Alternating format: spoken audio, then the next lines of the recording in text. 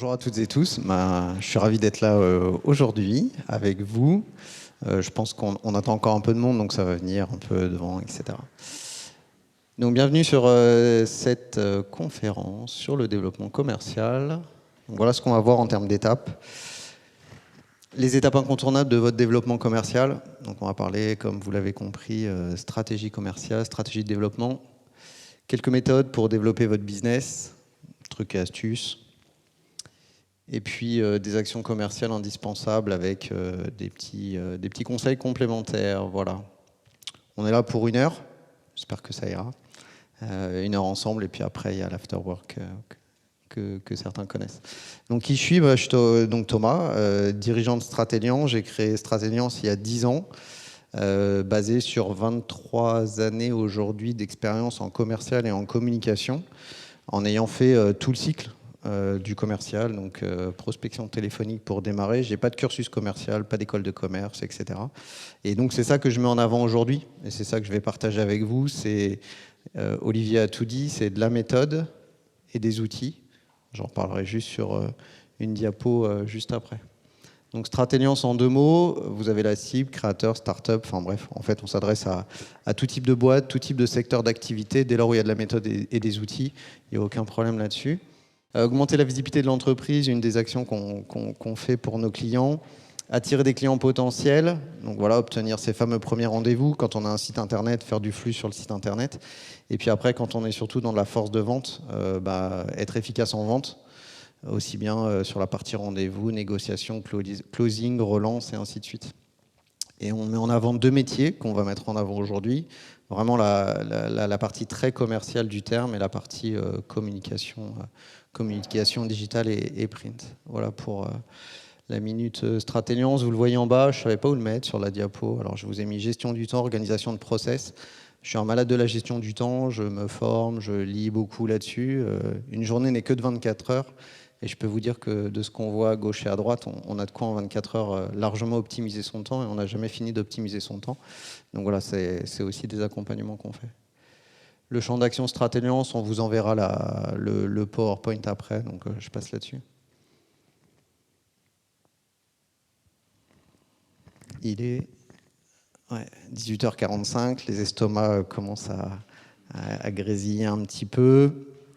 Et je me dis, tiens, donc j'ai mis ça pour vous, donc une recette, voilà, pâtes, et après, j'ai pas tout lu, mais voilà. En tout cas, une recette qui semble vraiment, un plat, pardon, qui semble vraiment intéressant à la fois à manger, mais à cuisiner. Et donc la question que je vous pose, qui ne mérite pas forcément une réponse, c'est qui se lancerait dans cette belle recette sans ce livre de recettes, sans lire posément tout ce que vous avez écrit à l'écran, sans avoir les ingrédients plutôt bons, de bons ingrédients, et sans avoir les outils pour faire cette belle recette. Personne.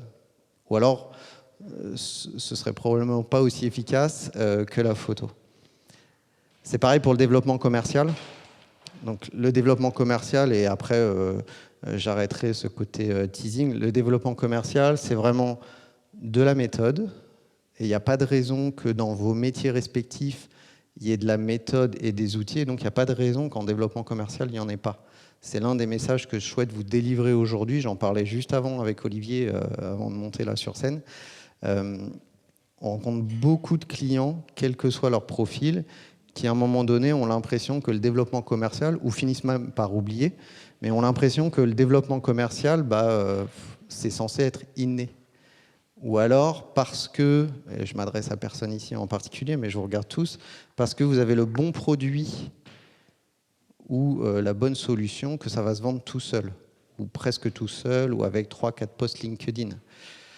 Vraiment pas. Vraiment, là, je vous partage ce que j'ai pu voir sur le terrain. Vraiment, vraiment, vraiment pas, quoi. Aujourd'hui, juste, je ne vous l'ai pas dit en introduction, l'assemblée est relativement hétérogène. On a des prestataires de services, rédacteurs, organismes de formation, conseils, experts forestiers. Voilà, je ne sais pas si tout le monde est là dans ceux que j'ai cités. On a des entreprises de vente d'outillage s'ils sont venus. On a des étudiants. Ça se voit avec l'âge, etc. Et on a des étudiants entrepreneurs. Et à côté de ça, on a aussi des startups. Donc voilà, là, je vais faire en sorte de m'adresser au maximum d'entre vous. Donc il y aura quelques parties à mettre de côté, quelques parties à garder. Ce qui vous réunit tous aujourd'hui, c'est vraiment cette diapo-là, en fait. On ne peut pas créer une start-up sans parler de méthode commerciale et d'outils de vente. Et quand je vous dis ça, c'est parce que je l'entends souvent dans mon oreille quand on rencontre des start-up, où c'est vraiment le sujet, alors je ne m'avance pas pour ici, mais c'est vraiment le sujet qu'on met de côté quand on crée une start-up. J'en sais quelque chose, hein, je suis en train de, moi, de créer une start-up actuellement, donc je ne suis qu'à la phase d'idée, on va dire, avancée. Mais déjà, on a déjà, nous, travaillé au moins sur la V1, non pas de l'outil, mais du plan d'action commerciale et communication que je vais aborder aujourd'hui, quoi. Les dernières fois où j'ai pu faire des rendez-vous avec des startups, on m'a dit « Ah non, mais Thomas, là, pendant 1 an, on développe l'outil, quoi. » Oui, et donc, vous ne vous projetez pas sur la vente. On verra ça plus tard. Pour moi, c'est déjà trop tard, en fait. Donc voilà, ça doit être fait à minimum en parallèle que le développement de l'outil, de votre solution, de votre produit, etc. Là, je parle pour les startups, mais c'est la même chose finalement pour toutes les autres structures. Méthode et outils, retenez ce parallèle avec la recette et ça vaut pour tous les métiers. La réussite, c'est ce qui arrive quand l'opportunité rencontre la préparation. C'est finalement indirectement ce que je viens de vous évoquer. Le développement commercial, ça se prépare, ça s'écrit. Je vais vous le montrer juste après. Et donc, il faut le prendre relativement en amont. Et dès l'instant, pour les boîtes qui existent depuis X temps, dès l'instant où vous avez besoin d'accélérer, de vous développer, de remonter la pente si jamais les diverses situations actuelles font que ça descend un peu, vous prendrez l'outil que je vous évoquerai juste après et puis vous bosserez quelques heures dessus si ce n'est pas fait.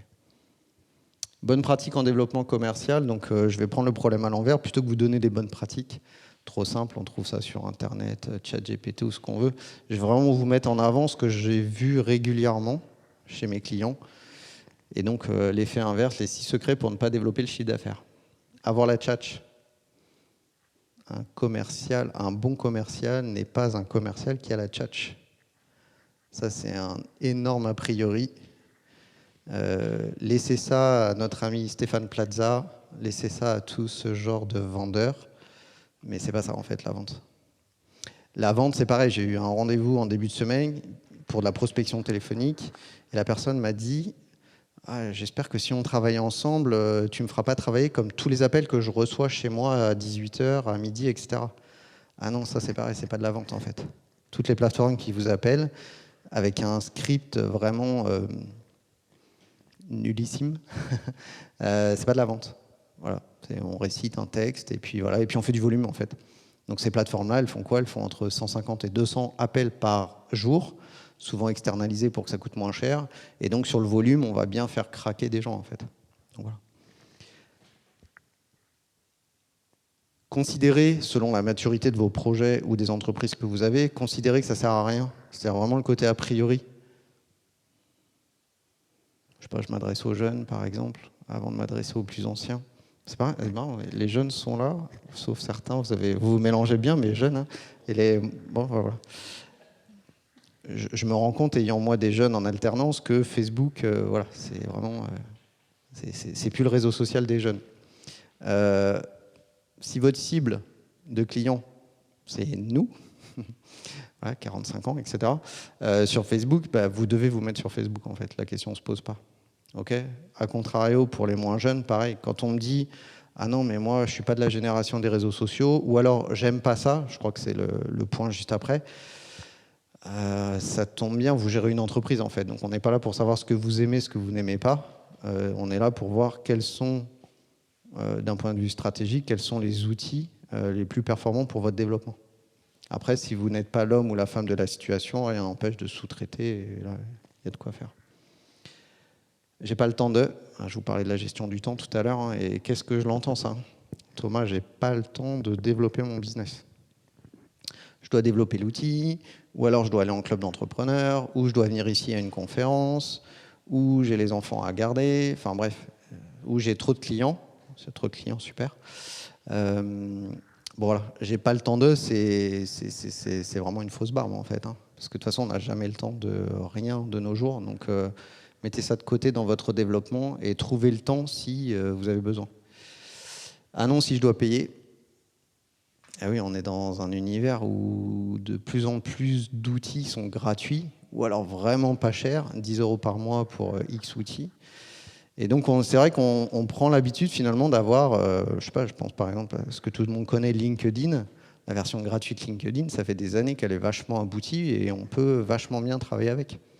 Donc c'est vrai qu'on est tous habitués à pas payer ou payer le moins possible.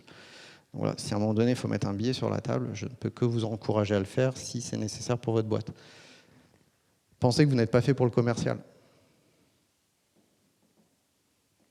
80-90% des boîtes qui se créent sont des dirigeants et des dirigeantes qui n'ont pas d'expérience commerciale en fait. Moi je l'ai parce que j'ai été formé pour ça et je fais ce que j'ai su faire, mais sinon voilà. Et pour autant, les boîtes elles fonctionnent. Donc pareil, et quand je dis pensez que vous n'êtes pas fait pour le commercial, c'est pas que d'un point de vue compétence, c'est aussi d'un point de vue savoir-être, se dire bah non moi je suis réservé, je suis timide, j'aime pas démarcher, enfin bref, je vais m'arrêter là sur la liste.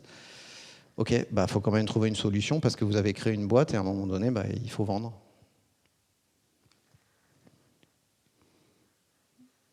J'aurais dû le mettre en gras, en vert, en rose, en orange, je sais pas quoi. Ne pas agir pour le développement commercial chaque semaine. Quand on a la tête dans le guidon, quand on estime qu'on n'a pas le temps, quand on a plein de choses, et que vous n'avez pas de plan d'action comme ce que je vais vous présenter après, et souvent, j'ai des clients qui me disent « Ah, c'est vrai que ça fait longtemps que je n'ai pas pris mon téléphone. Ça fait longtemps que je n'ai pas envoyé un email de prospection. Ça fait longtemps que je n'ai pas fait une campagne marketing, etc. » Ça évite les dents de scie, en fait. Parce qu'en fait, si vous commencez à démarcher, une fois que le business commence à descendre, logiquement, ça dépend après des activités, mais il va falloir un peu attendre que vos actions commerciales aient de l'effet. Donc ça va continuer à descendre, et puis après, on peut espérer que ça remonte. Voilà, pour avoir plutôt un développement, je ne parle pas forcément exponentiel, après ça dépend aussi des startups, on va vouloir que ce soit exponentiel, d'autres peut-être un peu moins, etc. Mais selon votre souhait, selon vos objectifs, qu'on verra juste après, si vous voulez à minima que ce ne soit pas en dents de scie et au moins évolutif, il faut donc y travailler de manière régulière. Le métier de la vente, c'est pas de la magie en fait. Moi, j'ai des clients qui viennent me dire « Bon, tiens, Thomas, il faudrait que, entre guillemets, tu nous sauves, en fait. » Je fais « Ça tombe bien, je ne suis pas pompier, je ne suis pas ambulancier, je fais des choses, mais qui prennent du temps, parce que le développement commercial, ça prend du temps. Après, ça dépend encore une fois des métiers, mais ça prend du temps. Donc, voilà, régulièrement, agir sur le développement commercial. Si vous avez des questions, on a prévu de les voir après, mais si vous avez des questions là, vous pouvez les aborder, on n'est pas trop nombreux. On fait un point stratégie. Soit je vais vous apprendre quelque chose, soit ça va renforcer ce que vous faites aujourd'hui et ce sera super à voir pour vous. Étape incontournable de votre développement commercial, je déroule tout. Entonnoir des ventes. Parce que là, je ne suis pas certain de vous apprendre grand-chose. C'est surtout la manière dont je vais vous l'expliquer. Chaque consultant l'explique à sa manière. C'est peut-être ça qui sera aussi le plus aujourd'hui. On parle d'entonnoir des ventes, de tunnel des ventes, d'un point de vue marketing, peu importe, c'est le même terme. Moi, j'aime bien ce côté entonnoir, comme la cuisine, en fait. Vous allez croire que je suis un super bon cuistot, mais pas du tout. Mais voilà, comme la cuisine. Donc, entonnoir, si on veut que ça coule à l'intérieur, qu'est-ce qu'il faut mettre? Tout le temps, voilà, tout le temps alimenté. D'accord? Donc, c'est pour ça que j'aime bien cette image de l'entonnoir. L'idée, c'est de se dire, si vous êtes dans un flux classique où vous devez contacter par quelque biais que ce soit ce que j'appelle des suspects, je reviendrai après là-dessus, après attirer, après prendre rendez-vous, faire des rendez-vous, vous faites une proposition commerciale, un devis, derrière vous suivez, vous relancez, vous envoyez un email, etc. Vous avez une phase de négo et vous vendez. L'autre système que vous avez, c'est que si là il y a des commerçants ou s'il y a des entreprises qui vendent directement en ligne, etc., on passe directement de la visite sur le site ou en boutique, accueil si effectivement il y a cette notion de, comment dirais-je, de commerce physique, à la vente. Enfin voilà, il y a certaines solutions, effectivement, ça va sur le site et ça doit se vendre directement. Donc là, j'essaie de m'adresser à tout le monde. Ça veut dire quoi? Ça veut dire que il faut y aller, comme vous le voyez à l'écran, il faut y aller étape par étape. Ne pas brûler des étapes. Donc à vous, en fonction de cet entonnoir, de le personnaliser. Vous le recevrez en PDF. Donc soit vous avez déjà travaillé dessus, c'est super. Si vous n'avez pas travaillé dessus, vous l'avez, et puis vous le personnalisez, vous supprimez une étape, vous le rajoutez, ce que vous voulez. Mais l'idée, elle est quand même de dire, on doit travailler chaque semaine sur son développement commercial. Donc quand je dis chaque semaine, c'est sur l'une de ces strates. Si vous voulez toujours attirer de nouveaux clients, donc à minima au départ de nouveaux prospects comme c'est indiqué là-bas, vous devez travailler par le haut. Et tout le temps, régulièrement. Donc contact non qualifié, je ne sais pas, ça peut être je vais sur LinkedIn et je fais des demandes de contact et je commence à qualifier un peu plus de personnes. Ça peut être j'achète une base de données à la CCI, à mon agglomération, à des structures comme Compass ou autres, etc. Et puis il y a 1000 autres manières d'attirer. Je vais en club d'entrepreneurs, j'échange des cartes de visite. Là, si tout à l'heure, si vous ne connaissez pas tous, vous échangez des cartes de visite, à minima, il y a 20 ou 30 cartes de visite qui vont être échangées. Voilà. Vous passez d'un contact non qualifié à qualifié parce qu'au moins vous avez les coordonnées. Bref, il y a 1000 choses. Mais ça veut dire qu'il faut le faire régulièrement. Et ainsi de suite. Prospection téléphonique, c'est de la prospection, de l'email, du LinkedIn, du marketing automation, tout ce que vous voulez, etc. Après, vous devez être performant en rendez-vous parce que là, on calcule le taux de conversion de rendez-vous ici. La relance, pareil. On parle de méthodes et outils. Si vous avez effectivement cette notion de devis ou proposition commerciale envoyée, il faut relancer. Vous prenez une casquette commerciale, il faut relancer. Là aussi, il y a de la méthode. Donc tout ça, c'est pour la partie gauche de l'écran, suspect-prospect. Donc pourquoi je mets suspect-prospect? L'autre qualificatif, ça peut être prospect froid, prospect chaud, c'est à vous de le voir. C'est juste que quand on a un CRM ou une base de données, ça permet déjà de trier la qualité de ces prospects. Moi, j'estime que quand on fait de la vente en rendez-vous, on commence à avoir vraiment un rôle commercial une fois qu'on a les personnes en face ou en visio. C'est là où je dis que je le qualifie de prospect. Mais c'est pareil, à vous de mettre la variable où vous voulez. Ça vous permet de mieux trier votre CRM, mieux trier votre fichier Excel si en attendant vous êtes sur Excel. Et derrière, vous pouvez faire des actions plus ciblées. Ce qui est intéressant avec ce schéma-là, c'est la partie droite, la partie client. Et là, on est dans la fidélisation client. Donc, client qui a déjà fait au moins une commande chez vous. Qu'est-ce que vous entreprenez? Ça pourrait être un thème à définir avec la Technopole d'une heure sur la fidélisation client. C'est ce que j'ai fait lundi sur une autre agglo. Vente additionnelle, qu'est-ce que vous entreprenez pour fidéliser vos clients? Et comme très régulièrement, j'attends que le client me rappelle. En 2023, avec à l'heure de la fidélisation client et côté volatile des clients, vous, moi et tout le monde, vaut mieux que vous redémarriez relativement haut vos actions pour fidéliser vos clients et rebelote. Si vous vendez un rendez-vous, vous reprenez un rendez-vous. Si vous vendez par votre site internet, il retourne sur votre site internet et ainsi de suite. Sinon, votre client, soit il se fera draguer par des personnes qui suivent ça, soit il ira voir tout naturellement ailleurs, en fait. Donc voilà, là, on parle de stratégie commerciale, on parle d'action. Donc après, je vous donne des idées d'action. Mais là, vraiment, c'est de se dire, je construis mon propre flux. Et le propre flux, il peut être différent d'une cible à une autre. Sur la startup que je suis en train de mettre en place, on a 2 cibles, les agglos, qui est un partenaire, et les TPE, PME, start-up, etc. On ne va pas s'adresser de la même manière et on n'a pas la même chose à vendre. Donc, à minima, pour ma prochaine structure, j'ai 2 entonnoirs. N'en mettez pas 10 non plus, parce qu'après, ça va être compliqué à suivre. Ok, donc ça, j'en parle, mais 10 fois par semaine, parce que quand après on accompagne des clients, paf, on rouvre ça, et on se dit, ok, c'est quoi la stratégie? Qu'est-ce que tu penses mettre en place? Qu'est-ce que tu as déjà mis en place? Qu'est-ce qui fonctionne? Qu'est-ce qui ne fonctionne pas? Enfin bref, on fait une sorte de mini-audit, etc. Donc c'est la Bible, donc je sais, j'ai des clients, quand je vais chez eux, ils l'impriment, ils l'ont mis derrière leur bureau, et c'est très bien, quoi. Et puis ils peuvent le personnaliser, c'est fait pour. Des questions sur la partie stratégie? Non, on continue. Allez. Avant la stratégie, posez-vous les bonnes questions. Donc il n'est jamais trop tard pour mettre en place les 6 étapes. C'est soit on crée une boîte, on réfléchit à ces 6 étapes, soit on a une boîte qui a 2 ans, 3 ans, 15 ans, 20 ans. C'est un constat à un instant T. Donc si vous avez une boîte qui a déjà un peu de vécu, etc., vous commencez par un audit de votre service commercial. Alors c'est pas tout à fait le SWOT, hein, si ça vous parle, moi c'est pas trop mon truc, c'est trop marketing pour moi, et pas assez opérationnel, mais ça n'engage que moi. Mais force, faiblesse sur tout l'entonnoir que vous avez vu avant. Déjà vous faites un petit constat, force, faiblesse sur les 6-7 étapes qu'on a vues avant, c'est déjà pas mal.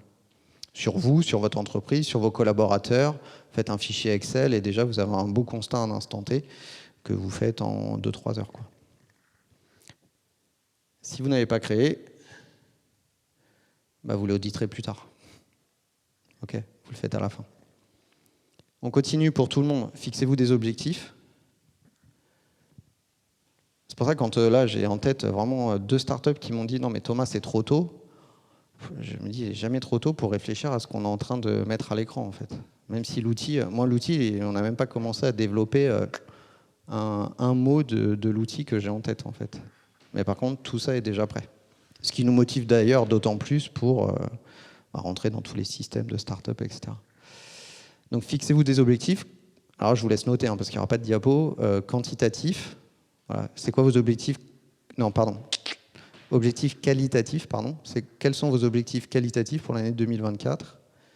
Et comme c'est pas très loin, pour l'année 2025. Vous attendez quoi de votre boîte? Vous attendez quoi de vous? Vous attendez quoi de vos collaborateurs? Divers et variés, d'un point de vue stratégique. Créer une nouvelle offre, monter en compétences, mieux communiquer en interne, mieux communiquer en externe, enfin tout ce qui n'est pas des chiffres en fait.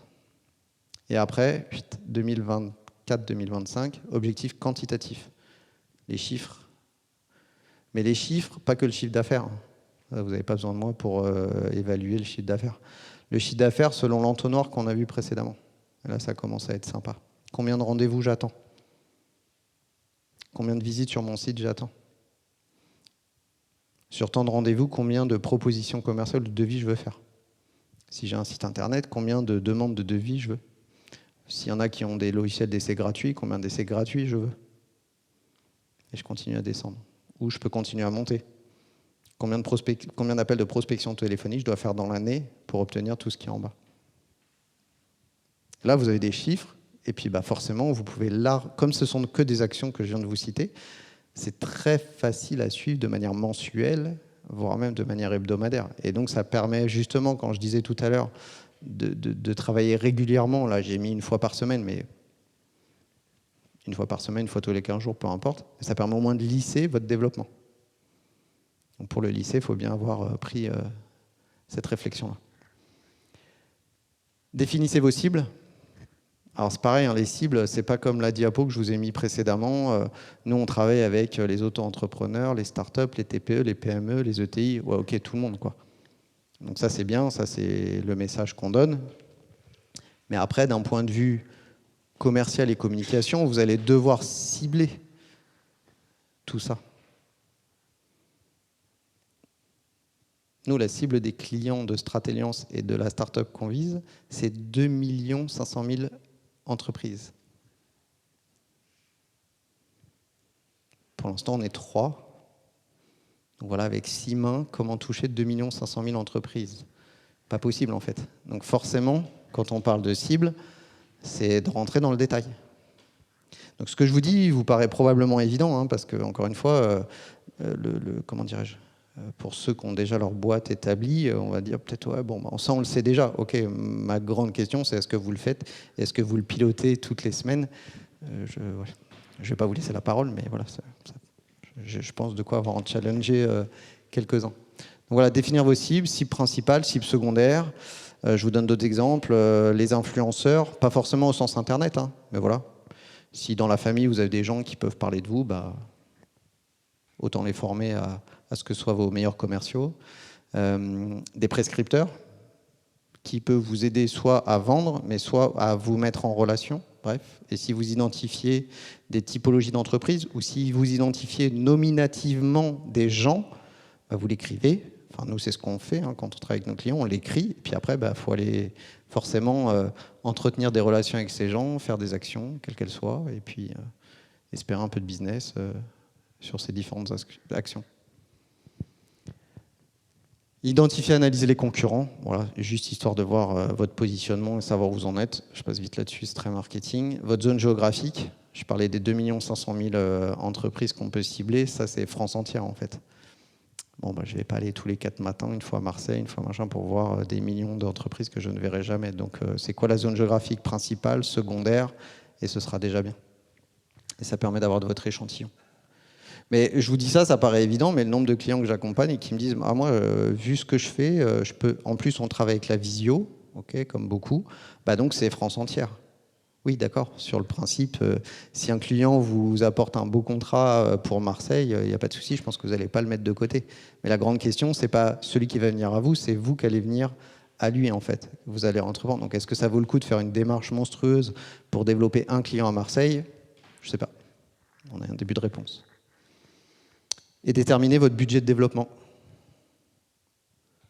Ça veut dire que là, on n'a pas encore travaillé sur les actions, qu'on demande déjà un budget de développement.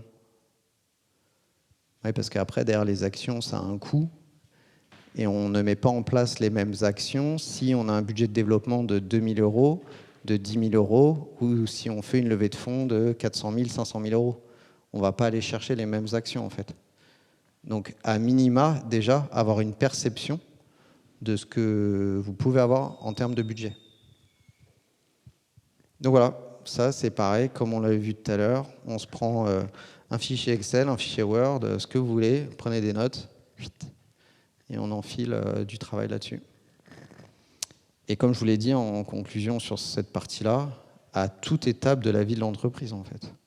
Vous créez une nouvelle offre, un nouveau produit, ça vaut le coup de se repalucher, et encore c'est un peu péjoratif ce que je dis, donc retravailler là-dessus.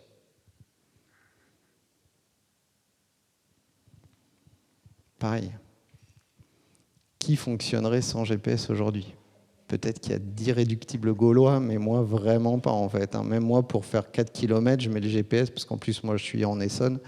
Donc là, on n'est pas à l'abri d'un embouteillage sur une nationale et de perdre une demi-heure. Là, on aurait pu mettre 5 minutes. Voilà, le GPS. Donc là, je vais vous présenter le GPS de votre entreprise. Votre feuille de route, ce que vous voulez comme terme. Plan d'action. J'ai un peu spoilé, hein, c'est ce que je vous en avais parlé tout à l'heure. Donc là, je déroule. Allez, à la main levée, vous n'êtes pas filmé, je crois, de dos. Qui a un plan d'action, juste pour que je vois à peu près là, qui a un plan d'action dans sa structure ou dans sa future structure? 2. Plan d'action, l'outil pour piloter sa boîte. Avant, vous avez travaillé sur la partie stratégie, et là, on travaille sur la partie outils, concrète. Moi, je suis hyper concret. Hein.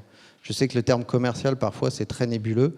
Mon prénom, c'est Thomas. Je vais faire mon vieux con, là, mais Thomas ne croit que ce qu'il voit. Donc là, je vous présente que des choses concrètes. Excel, je vous montrerai après pour un client. Donc vous basculez tout ça sur Excel. Et là, ça tombe bien. Vous y avez travaillé précédemment. Les objectifs. Alors, qui, on le verra après. La cible ou les cibles. Le point central, comme on l'a à l'écran, vos actions. Comme on est sur un fichier Excel qui va plutôt être relativement élaboré, moi je mets les familles d'actions, ça permet juste dans Excel de trier, filtrer. Il va y avoir plein d'actions, donc moi je mets une notion de priorité, faible, moyen, fort. La période, vous allez le voir, ça va plutôt être sur 12 mois, pas une colonne, mais sur 12 colonnes. Le coût, ils vont parler de budget tout à l'heure, de développement. Pour savoir si c'est dans vos cordes et si c'est dans votre budget, eh ben, on va aligner les coûts de chaque ligne. Donc forcément en bas un total, hein, bête et méchant. Et derrière, on parle de GPS. Les rares clients qui ont bossé avec nous et qui avaient un plan d'action, bah, le plan d'action, il prenait la poussière en fait. Hein. Il était fait, pas sur Excel, mais sur du PowerPoint, donc encore plus figé. Et puis, à la question combien de fois par mois tu ouvres ton plan d'action, ben, la réponse souvent c'était jamais quoi. Donc c'est super, ça veut dire qu'on se concentre à un moment donné sur son plan d'action, c'est bien, mais c'est comme le GPS, il faut l'ouvrir pour savoir si on ne doit pas changer d'endroit, changer de direction, etc. Donc le plan d'action permet avec une colonne état d'avancement à minima de suivre son plan d'action et donc qu'il soit utile pour la suite. Je ne vous ai pas mis le qui. Bah, le qui, c'est qui fait l'action en fait. Si vous êtes tout seul ou toute seule dans votre structure, peut-être que vous allez faire pas mal de choses, mais vous pouvez sous-traiter des éléments. Et puis pour les boîtes qui sont 20, 30, 50, 150, qui fait l'action? Interne, externe. Et là, ça vous ouvre le champ des possibles.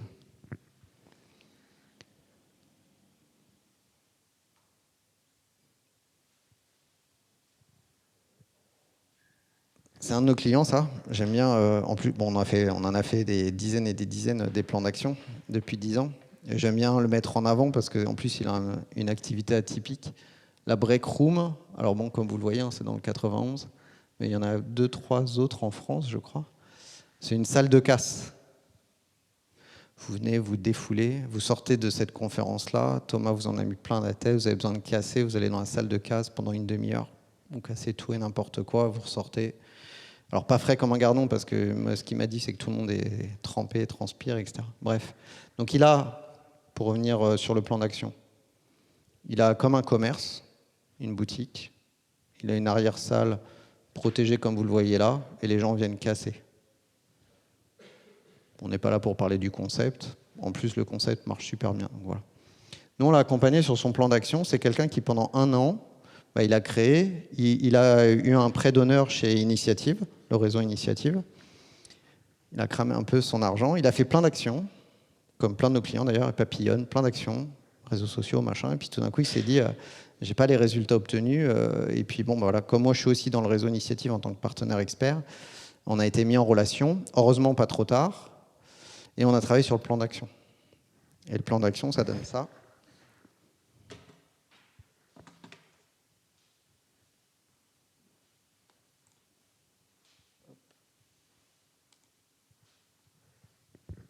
Donc voilà de loin un plan d'action, volontairement de loin, histoire de vous montrer que ça pique les yeux, que ça demande du travail.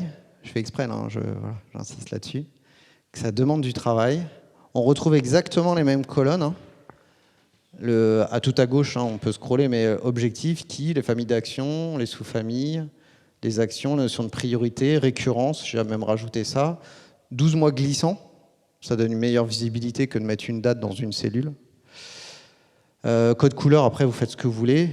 Le coût et l'état d'avancement. Donc lui, il est tout seul hein, dans sa structure. Il a l'équivalent de... Il y en a beaucoup. Hein. 82 lignes, moins 10 de départ. Tout seul. Là, j'ai mis au milieu exprès l'orem ipsum pour respecter...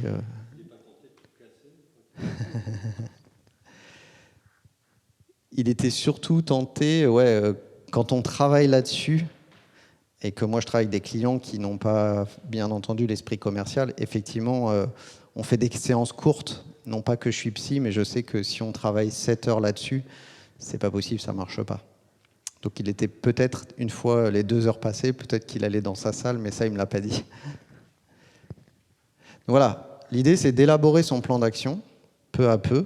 Vous avez derrière une vue d'ensemble. On est sur Excel, donc ça veut dire quoi? Ça veut dire qu'on est au mois d'octobre, on clique sur octobre, et on n'a que les actions du mois d'octobre. Des actions que vous avez définies, en fait. Donc, dans les objectifs, on avait parlé d'objectifs SMART. Hein. SMART, dans le mot SMART, c'est réalisable. Hein. Donc, des actions réalisables et atteignables. Donc, il n'y a pas de raison que ça ne fonctionne pas. Mais au moins, vous savez quoi faire chaque mois, voire chaque semaine. Outils de pilotage. Et pour vous montrer là où je veux en venir, et pourquoi j'ai mis en jaune, on va aller à 90, raté. Voilà. Je vais me mettre 100.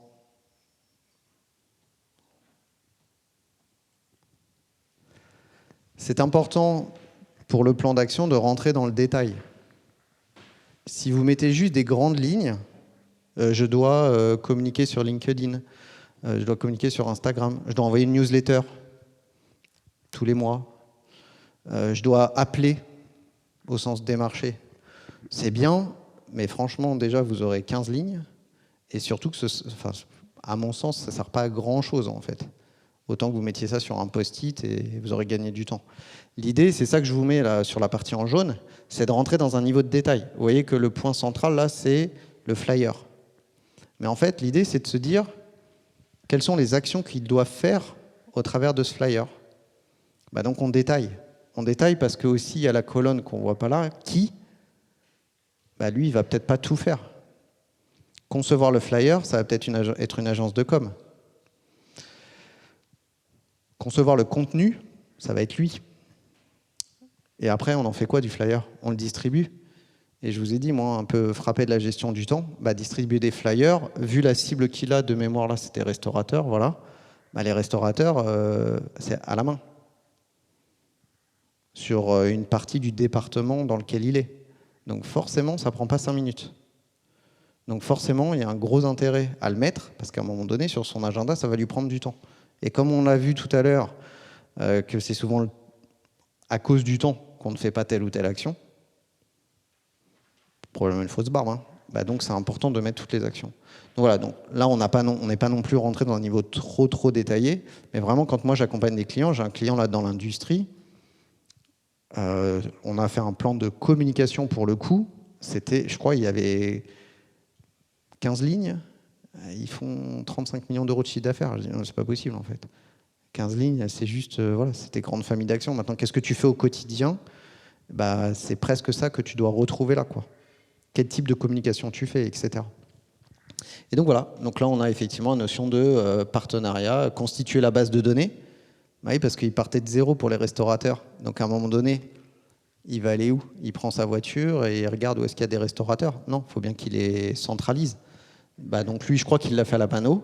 Voilà, à la mano, bah forcément ça prend du temps, mais c'est aussi quelque chose qu'on peut déléguer quand on est dans une structure plus grosse. On peut déléguer voilà, à des stagiaires, un collaborateur, une collaboratrice ou autre, etc., etc. Donc voilà pourquoi, pour une toute petite structure comme la Breakroom, on peut arriver à 80 lignes sans aucun problème. Et réalisable, en fait, c'est surtout ça. L'idée, c'est pas de mettre des lignes pour mettre des lignes, on n'est pas payé à la ligne. GPS.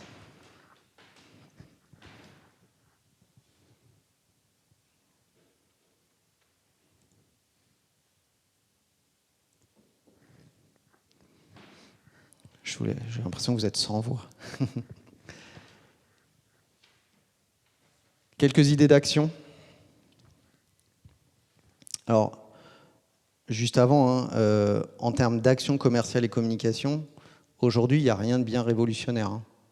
Il y a l'inbound marketing, l'outbound marketing, des actions commerciales et communication que vous allez faire pour que les gens viennent à vous, ou des actions commerciales et communication pour des prospects chez qui vous allez mettre le pied dans la porte. Donc souvent on me dit, mais Thomas, quelles actions je pourrais faire? En fait, c'est même si l'IA aujourd'hui amène des possibilités, dans mon métier depuis 23 ans, le métier n'a pas été révolutionné, je trouve, dans la démarche commerciale. Après, bien sûr, il y a des nouveaux outils qu'on n'avait pas il y a 20 ans, etc. Mais je trouve que ce n'est pas fou comme d'autres métiers qui sont complètement bouleversés. Par contre, je suis convaincu que mon métier va être bouleversé plus tard, mais en tout cas, à date. Donc voilà, c'est pour ça que je n'ai pas mis la diapo là pour rester dans le timing de l'heure qui m'est accordé aujourd'hui. Mais il faut aller sur les réseaux sociaux, faire du YouTube, écrire des livres blancs. Voilà. Et puis de l'autre côté, il faut démarcher. La seule chose que j'évoque sur l'inbound, l'outbound marketing, c'est d'avoir un équilibre en fait entre ces deux types d'actions. Quand on n'a pas un esprit commercial, ce que je vois souvent, c'est que les clients font de l'inbound marketing, c'est-à-dire qu'en fait, ils viennent se cacher derrière l'ordinateur, envoyer des emails, utiliser LinkedIn pendant 2-3 heures, se mettre en lien, envoyer des emails LinkedIn, peut-être faire des newsletters, enfin voilà, tout ce qui ne vous mettra pas en danger ou qui ne vous fera pas sortir de votre zone de confort. Donc moi, ce que j'évoque souvent, donc quand moi j'accompagne des clients, effectivement, je prends en compte leur personnalité, là où ils peuvent aller, là où ils ne peuvent pas aller, et leur montée en compétences. Mais l'idée est aussi d'aller sur de l'outbound marketing, aller à la rencontre des clients, en fait. convaincu qu'on est dans une ère de plus en plus visio, plus en plus intelligence artificielle, etc. Mais convaincu aussi, les jeunes pourront me dire l'inverse, mais moi, accompagnant pas mal de jeunes, le Covid, là juste une parenthèse, le Covid nous a notamment bouleversé le mode de fonctionnement avec la visio. Aujourd'hui, nous, on a chamboulé nos offres grâce à la visio. Par contre, quand on pose la question aux jeunes, alors le Covid, c'était bien l'année passée derrière la visio pendant les études, la plupart du temps, sauf si vous me dites l'inverse. Ah non, non, non. 8 heures derrière une visio, 7 heures, c'était trop long en fait.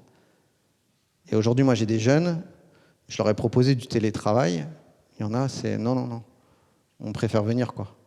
Sauf quand on est malade et dans ce cas-là, voilà, c'est jouable, mais voilà. Donc, je pense qu'on a encore de belles années où on va avoir besoin de ce lien social, que ce soit comme aujourd'hui ou comme après. D'autres idées de développement de business, pour prendre un peu de recul, pour vous, selon la maturité de vos boîtes, augmentez votre temps à développer votre business. Ah ouais, c'est mathématique. Hein. Si vous passez 30% de votre temps à faire de la vente et que vous arrivez à passer à 40%, bah, vous faites un produit en croix et le chiffre d'affaires, il augmente d'autant. C'est con, mais ça fonctionne. Augmentez votre taux de transformation,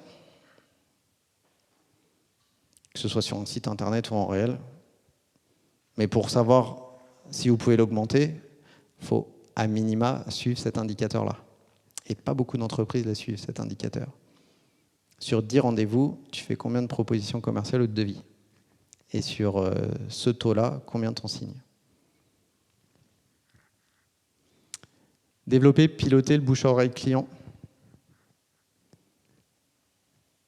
Aujourd'hui, hein, je joue exprès ce rôle de bousculer. Voilà, si derrière cette conférence, vous vous sentez à la fois un peu abattu en disant « Putain, il y a du taf », mais que vous êtes revigoré parce que vous avez une partie des méthodes et des outils, j'aurais gagné une partie de mon pari. Pourquoi je vous dis ça? Parce qu'en fait, quand on me répond à cette question-là, qu'est-ce que tu fais pour développer tes clients? Ils me recommandent. D'accord, c'était pas la question en fait. Qu'est-ce que tu fais pour augmenter ce taux de recommandation? Tu as raison que pas grand-chose. Ou alors je travaille bien. Travailler bien n'est juste la conséquence d'une commande pour moi. Donc voilà, donc c'est pas la bonne réponse à entendre. Donc quand je mets piloter le bouche-à-oreille, j'ai donné 2 exemples. Ça peut être des cadeaux clients, ça peut être du parrainage, ça peut être X solutions. Ça peut être, mais ça j'ai horreur de ce truc-là, les chocolats en fin d'année ou la bouteille en fin d'année. C'est vraiment pas mon truc. C'est comme si, enfin moi je vous donne mon point de vue puisque je suis là pour ça. C'est comme si on envoyait un emailing à tout le monde en disant qu'on vous adore quoi. Ou comme les vœux de fin d'année qu'on envoie en un clic de souris à tous nos clients pour dire on vous aime tous. Rien de personnalisé là-dedans. Donc pareil, bouche à oreille, vous prenez, je sais pas moi, vos 10 meilleurs clients, et là par contre vous travaillez avec eux pour qu'ils vous recommandent. Et une des questions commerciales toutes bêtes à poser, hein, je sais pas, là, je peux le dire à Olivier là, mais ne réponds pas, hein, surtout si c'est par la négative. Olivier, qui tu pourras me recommander une personne, voilà, qui tu pourras me recommander en sortant de cet after work? Sujet, verbe, complément. Hyper facile à dire. Ce qui est compliqué, c'est peut-être c'est d'entendre un nom, peut-être. Mais déjà, de poser la question, il n'y a rien de compliqué. La vente n'est pas compliquée, en fait, à la base. Hein. C'est juste de la méthode et des outils. Donc voilà, cadeau, parrainage. Créer une offre récurrente ou d'abonnement. Ça aussi, ça peut être des pistes. Moi, avant Stratéliance, hein, j'ai vendu pendant 12 ans des logiciels dans différentes structures. C'était en mode SaaS, déjà de l'abonnement.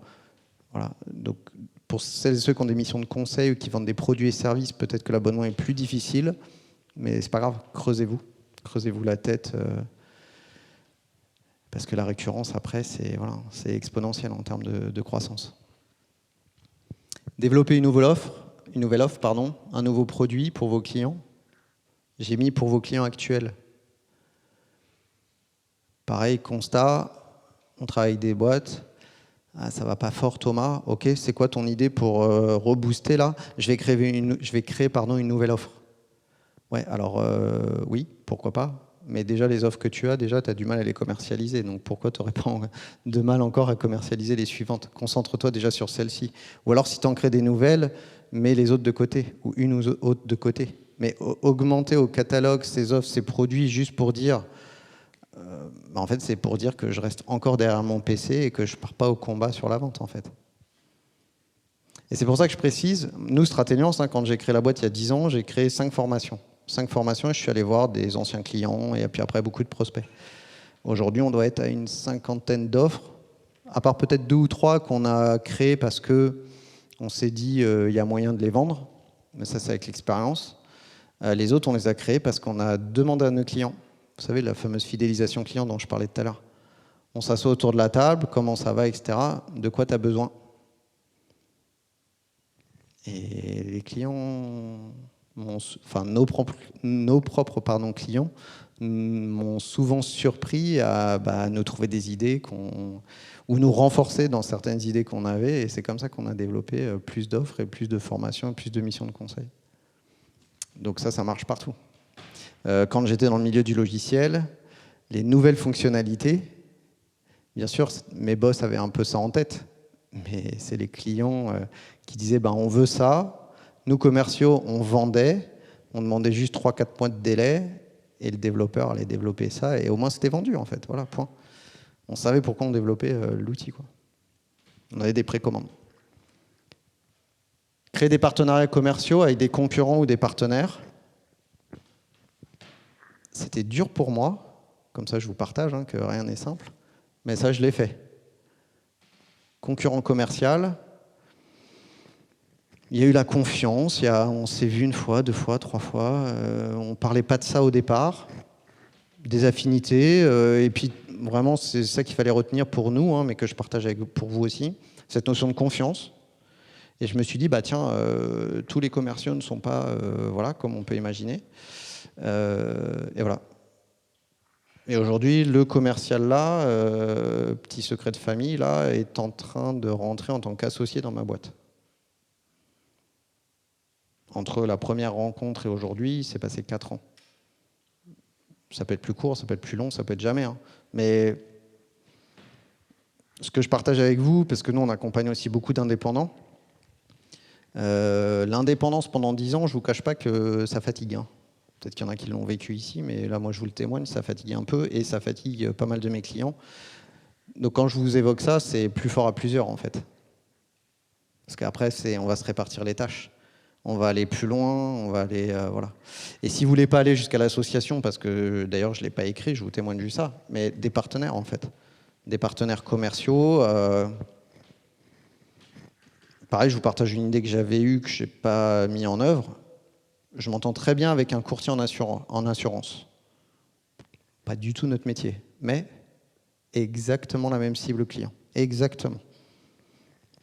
Je lui ai dit, mais on n'est jamais allé au bout, faute de temps. Viens, on se met autour de la table et puis on travaille sur des actions communes, en fait. On a 2 métiers qui n'ont rien à voir, donc on n'est pas concurrents. On ne se partage pas les fichiers RGPD, mais en tout cas, voilà. Qu'est-ce qui empêche qu'en rendez-vous, à la fin d'un rendez-vous, je ne pose pas 3 questions à mon prospect ou voire même à mes clients, tiens, t'en es où dans tes assurances, machin, etc. Plein d'idées comme ça. Mais il faut prendre le temps d'y réfléchir, en fait, c'est ça le truc. C'est qu'après, si on court toute la journée, on n'a pas le temps de réfléchir à ce genre d'opportunité. Et donc derrière, voilà, vous pouvez créer des contrats d'apporteurs d'affaires ou autres. Contrat avec un agent commercial, je vous l'ai écrit. C'est mon devoir aussi de vous donner toutes les possibilités. Je n'y crois pas une seule seconde. Au sens où je ne l'ai jamais vu de manière efficace chez des clients qui ont pratiqué des agents commerciaux. Voilà. Après, il y en a chez qui ça fonctionne, mais moi, je ne l'ai jamais vu. Et à chaque fois, j'ai eu des clients qui m'ont dit, souvent dans l'industrie, etc., qui m'ont dit, ouais, les agents commerciaux, en fait, non, c'est pas top, ils font ce qu'ils veulent, bon, etc. Donc, je ne suis pas là du tout, mais alors pas du tout pour casser les agents commerciaux, c'est juste le système qui n'est pas si magique que ça. Parce qu'en fait, c'est ça, la magie, c'est que la magie de ça, c'est quoi? C'est de se dire, je ne connais pas le statut par cœur, mais c'est de dire, je travaille avec un agent commercial et je ne le paye que s'il me ramène des affaires. Donc ça paraît génial pour les non-commerciaux que vous seriez. Ouais, enfin, faut que quand même il ait une super carotte pour travailler pour vous. S'il est multicartes, il va travailler pour d'autres boîtes, donc il faut vraiment le payer. Et puis c'est comme toute collaboration en fait. C'est que si vous ne travaillez pas activement avec lui, comme des responsables ou des managers ne travaillent pas activement avec leurs commerciaux, bah ça vivote en fait. Voilà. Mais ça existe, et dans certains, et je finirai de manière positive là-dessus, dans certains secteurs d'activité, ça fonctionne. Donc, à tenter si le cœur vous en dit. Embauche de stagiaires. Ouais, pardon. Il faut penser aussi à l'export. À l'export, ça ne se pose pas pareil. Parce que si vous exportez en Asie, par exemple, si vous n'avez pas quelqu'un sur place, ça ne vaut pas la peine. Effectivement, ouais. Merci pour cette précision. Embauche d'un stagiaire inférieur à 8 semaines, ça coûte 0. Enfin, en coût, hein, parce que en temps, ça coûtera de votre temps. Mais ça veut dire quoi? Ça veut dire que quand on a bien travaillé sur son plan d'action en amont, sur chacune des étapes de l'entonnoir, eh ben, le qui, il y a peut-être des choses qu'on peut préparer. Je dis bien préparer. Hein. Les 8 semaines, souvent, je sais pas, maintenant ça a encore changé, genre les BTSN, DRC et tout ça, là, c'est souvent mai-juin en fait. Ben voilà, si on a fait son plan d'action en novembre-décembre, ben, on peut se dire, tiens, ouais, mai-juin, j'ai prévu ces actions-là, et quand ils vont venir 8 semaines, parce que je crois que par tête, vous avez le droit à 3 stagiaires, ou 2 ou 3, on va vérifier. En tout cas, il y a de quoi donner du travail, en fait. Ils sont là pour 8 semaines, il y a de quoi donner du travail. L'embauche d'un alternant ou d'une alternante, contrat d'apprentissage, contrat pro, ça on le voit beaucoup. Il y a eu des aides de l'État relativement intéressants les années passées suite au Covid, 8 000 € par an, je crois. Là, aujourd'hui, on est descendu à 6 000 € par an. Je pense que ça va continuer à descendre, même si je ne suis pas dans les petits papiers du gouvernement, mais j'ai l'impression que voilà, donc ça a un coût, mais pas tant que ça. Après, il faut juste bien définir le plan d'action en amont. Souvent, on pose, mais quand on recrute, et là après on a, comme ça je vais vous le dire là, embauche d'un commercial ou d'une commerciale, quand on recrute ces profils-là, mais à 98%, je vois toujours la même chose, c'est je recrute et je me poserai les questions après. Alors je ne suis pas RH, hein, mais c'est vraiment fonctionner à l'envers. Non, c'est le plan d'action, qu'est-ce qu'on a? Quelles actions on est prêt à déléguer? Après, auprès de quel profil? Vous le savez comme moi que le profil stagiaire de 8 semaines va être un peu moins performant peut-être qu'un master. Alors après, ça dépend. Mais voilà, je prends les grandes lignes. Et peut-être un peu moins performant qu'un commercial qui est sorti d'école et qui a 5-6 années d'expérience. Mais c'est vraiment prendre le problème à l'envers, en fait. C'est quelles actions on veut déléguer et après, qui on recrute, en fait. Parce que même en recrutement, enfin moi j'ai recruté par le passé 15 collaborateurs dans l'ancienne boîte où j'étais directeur commercial, pas mal aussi chez Stratéliance. C'est en fonction d'une fiche de poste, pour le coup vraiment détaillée, c'est-à-dire fiche de poste proche des actions, qu'on va dire si le profil qu'on a en face va être efficace ou pas. Et ce que je vous évoque là, c'est, je le vois, mais tous les jours, c'est un bien grand mot, mais pas loin en fait. Bah, Thomas, tu comprends, là j'ai pris un jeune, mais alors... déjà, il a un foutu de me faire un script d'argumentaire. Ah bah, ça t'aurait pu peut-être lui poser la question en fait en recrutement. Ou le tester, en live, vite fait, un petit argumentaire vite fait, voilà. Et puis au téléphone, il tremble comme ça, quoi. Bah, ça aussi, tu aurais pu le vérifier avant. Donc si c'est un an, bah voilà, bonne chance. Et le nombre de cas où je vois où finalement ils se disent non mais finalement les alternances c'est pas pour moi. Moi je viens de l'alternance, hein, j'ai eu un DUT compta en alternance. Voilà, c'est la seule chose qui me donne un lien avec la compta, heureusement pour moi. Mais voilà, et quelqu'un m'a donné ma chance, donc moi je crois en l'alternance, mais il faut qu'elle soit bien faite. Et trop facile après de casser du sucre sur les jeunes en disant bah ils savent pas. On leur apprend pas à l'école, ils savent pas. Ouais, mais faut les accompagner là-dessus. Donc c'est à vous de les accompagner. Créer un réseau de franchise, autre opportunité. Pratiquement tout est franchisable. À un moment donné, j'ai créé un réseau de franchise avec Stratéliance que j'ai arrêté, infranchisé, hein, voilà, petite mesure.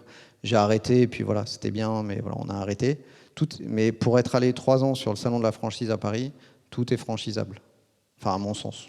Après, ça coûte de l'argent, beaucoup d'énergie, mais pour moi, beaucoup de choses, en tout cas, sont franchisables.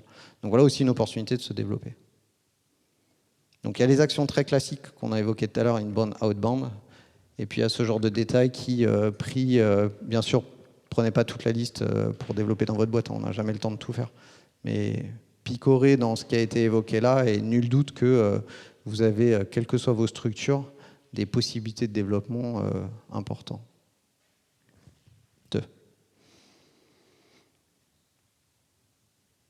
En guise de conclusion. Allez, minutes Stratéliance, s'il y en a qui veulent discuter avec moi après. Parmi les 50 offres, je vous ai sélectionné donc audit service commercial. Donc voilà, s'il y en a qui veulent que je vienne les challenger sur leur service commercial. Donc voilà, une boîte qui est plutôt avancée, avec grand plaisir. Forcément, le thème du jour, c'était le plan d'action. Donc vous imaginez qu'on a une certaine compétence sur la partie stratégie commerciale et plan d'action. Mise en place de CRM, je vous l'ai mis aussi, j'en ai pas parlé là, ou vite fait, mais voilà, ça fait partie aussi de notre cœur de métier. Prospection téléphonique ou relance, voilà un sujet qui, moi, me passionne parce que je fais ça depuis 23 ans et je sais ô combien c'est compliqué. Donc voilà, nous, on démystifie et désacralise cette notion de prospection téléphonique et surtout de la stratégie pour la rendre plus efficace, en fait. Et l'accompagnement sur les méthodes et les outils. On est Calliope, en guise de formation Calliope, donc on peut peut-être aller chercher des budgets divers et variés. En partenariat avec l'Aglo, la Technopole de l'Aube, on vous propose un diagnostic commercial et communication. Logiquement offert, mais je crois que c'est après. C'est quoi? C'est une 50aine de questions. Donc c'est un outil, mais c'est un outil qu'on fait ensemble en fait, parce que voilà, on n'a pas envie de tout numériser. On vous pose une 30aine de questions sur la partie communication, une 20aine sur la partie commerciale, et autour d'un rendez-vous classique, on vous donne une restitution sur vos forces et vos axes d'amélioration, sur la partie communication avec des notes. Alors même si on n'est pas à l'école, mais ça donne une tendance en fait. Et la même chose sur la partie commerciale, avec des pistes de réflexion. Donc voilà, offert pour celles et ceux qui veulent, vous avez tous ma carte, donc voilà, si vous voulez contacter Lisa ou me contacter en direct, avec grand plaisir là-dessus. 5 conseils pour réussir votre stratégie, et j'en aurai terminé. Prenez le temps de construire et d'écrire la stratégie commerciale, donc PAC pour plan d'action commerciale au sens large, et c'est bien commercial et communication. Écrit, hein, j'insiste là-dessus, écrit. Parce que quand on a tout dans la tête, ça se chamboule et on fait que des petits pas. Démarchez continuellement. Je crois que je l'ai pas mal dit aujourd'hui, donc voilà, ce n'est qu'une répétition. Soyez visible, bien sûr, de manière globale. On n'est pas rentré dans ces actions-là parce que c'était plutôt du b.a.-ba, mais j'ai pas parlé du physique. Voilà, le fait d'être présent, de faire des clubs, de sortir, etc. C'est important. Le web aussi, aucun souci là-dessus. Développer votre compétence commerciale. Hein. Alors après, ça dépend des profils, de la maturité de vos boîtes, etc. Mais si c'est vous le commercial, comme le disait Olivier, en totale transparence, ce soit avec Stratéliance ou un autre, on préfère Stratéliance, mais le message que je délivre aujourd'hui, c'est de développer vos compétences commerciales, point en fait. Si vous voulez aller sur du gratuit YouTube, des formations en ligne, comme vous voulez, mais votre métier est pareil. Si vous avez un super outil, un super logiciel, de superbes produits, pour moi, le métier de l'entrepreneur, c'est la vente. Parce que si on ne vend pas, on ne produit pas. Si on ne produit pas, on ne se fait pas plaisir. Voilà. Et évitez d'attendre. Évitons d'attendre. Parce qu'on ne rattrape jamais le temps perdu. On peut toujours le combler, mais en tout cas, on ne va pas le rattraper, quoi. Et à la question, j'ai besoin de me développer... Enfin, c'est même pas la question, c'est à la problématique. J'ai besoin de me développer, mais pour l'instant, Thomas, je préfère attendre. Je l'entends, mais franchement, je disais ça à Olivier tout à l'heure, je l'entends toutes les semaines. Donc voilà, donc bien sûr, nous, on ne peut pas signer avec tous les clients, mais quand je l'entends, le premier truc que j'entends vraiment m'irrite l'oreille pour les gens qu'on a en face, en fait. Parce que s'il y a un problème de développement, quel qu'il soit, si tu attends et que tu ne sors pas de ta zone de confort et que tu développes pas quelque chose, 100% des gagnants ont tenté leur chance. Hein. Donc je crois que c'est l'euro million là vendredi. Si vous jouez pas, vous gagnerez pas. Hein. Donc il faut jouer.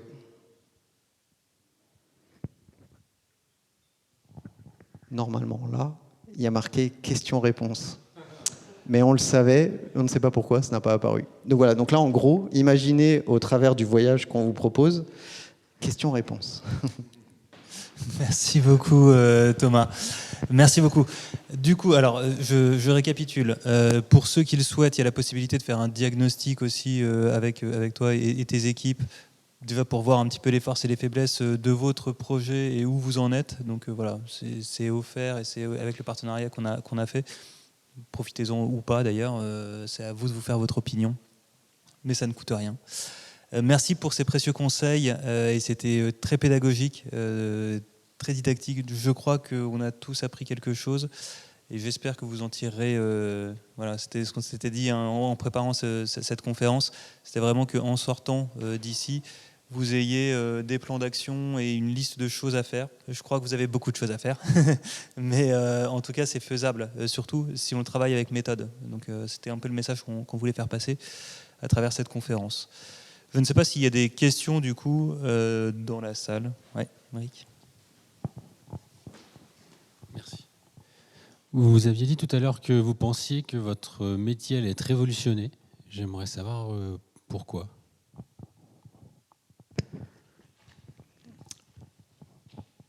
Déjà, ça fait... Bon, je ne parle pas anglais et tout ça, mais ça fait 20 ans qu'on me dit, via les États-Unis, dans 10 ans, ton métier va s'arrêter. Bon, j'ai réussi à gratter 22 ans sur mes 40 et quelques, donc c'est déjà pas mal, mais je suis à la moitié de mes droits, donc il reste encore pas mal de travail à faire. Je pense qu'une partie de l'IA, ne serait-ce que le chat GPT que je connais un peu, que je trifouille, hein, vraiment, je ne suis pas un fou de ça, je laisse plutôt ça à mes équipes qui ont plutôt l'âge pour ça. Mais je trifouille pour histoire de rester quand même en veille. Demain, à chat GPT, franchement, hein, bien paramétré, vous pouvez lui demander de vous sortir un argumentaire de prospection téléphonique. Ce que moi je fais en termes de conseils, etc. Donc pourquoi pas. Donc c'est en cela où moi je pense qu'il y a une partie de nos méthodes, l'IA va le sortir comme ça.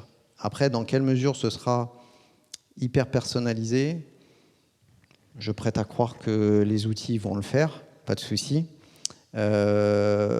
Maintenant, on est encore avec une population qui a encore beaucoup besoin du contact. Je veux dire, là, je change totalement de métier. Je ne suis pas économiste, hein, donc je connais rien, c'est juste du terrain de ce que je peux en voir. Amazon a bouleversé le monde de la vente de biens, et pour l'instant que de biens, je crois. Donc oui, on est nombreux à acheter sur Amazon, mais de ce que j'entends, juste autour de moi très large, j'entends encore beaucoup de personnes qui vont dans les centres commerciaux, etc. Donc, pour moi, l'IA va être un outil que nous, consultants, formateurs, mais là, quand je dis consultant formateur, j'extrapole la question, c'est pas que la vente, en fait. Hein. Je suis convaincu que ces métiers-là vont être bouleversés.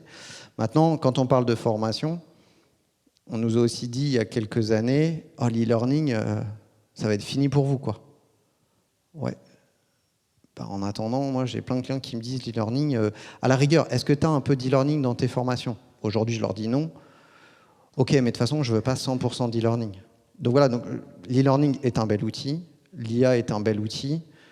Je ne peux pas prédire si notre métier du consulting et de la formation va encore durer 20 ou 30 ans, parce que franchement, je serais mal placé pour ça, laissons ça à des personnes haut placées. Mais servons-nous de ces outils comme, voilà, comme un outil d'aide à la vente, comme gagner du temps en fait.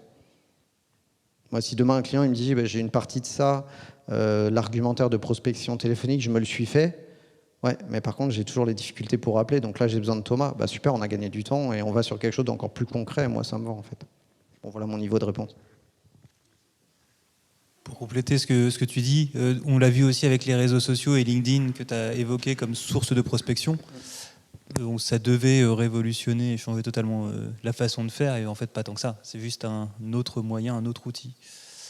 Je crois que tu te l'es approprié, mais c'est le cas pour beaucoup dans notre métier.